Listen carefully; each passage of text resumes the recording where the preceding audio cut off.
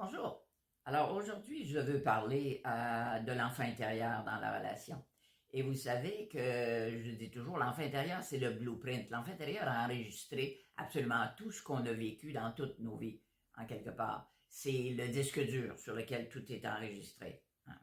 Et c'est le monde émotionnel. Donc, les situations qu'on peut vivre dans les relations amoureuses proviennent toujours de blessures de notre enfant intérieur. Je dis on peut et on doit devenir pour notre enfant intérieur un meilleur parent que le parent qu'on a eu. Vous trouvez cette phrase-là dans mon livre, Nous sommes tous des apprentissages, que vous pouvez retrouver sur mon site www.lusbertrand.com.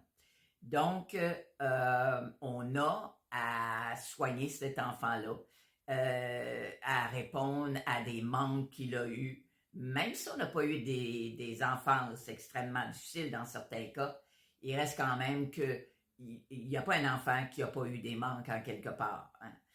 Besoin de plus d'attention, besoin d'écoute, besoin d'être validé, d'être reconnu, besoin d'être cru dans certains cas. Enfin, tous ces besoins-là qui n'ont pas nécessairement été répondus, on peut et on doit donner à notre enfant intérieur cette validation, cette reconnaissance et cet amour-là pour le guérir de tous ces manquements-là. Okay? Il y a eu des manquements au niveau de... Il y a des enfants qui se sont sentis trahis, bien sûr. Alors, ces grandes blessures-là, on peut tous les réparer en s'en occupant.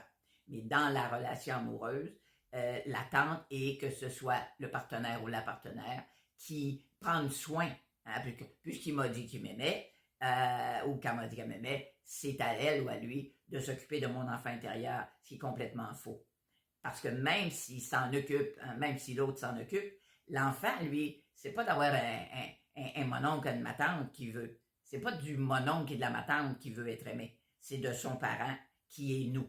Hein? On est le père et la mère de notre enfant intérieur, puisqu'on a nos deux lobes. Hein? On est à la fois un féminin et un masculin, un yin et un yang.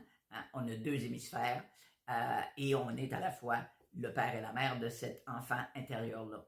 Donc, c'est important de prendre conscience de ça et de s'en occuper. Je reviendrai dans une autre vidéo pour donner des exemples des attentes de l'enfant dans la relation amoureuse. Là-dessus, je vous souhaite une belle fin de journée et merci d'avoir été là.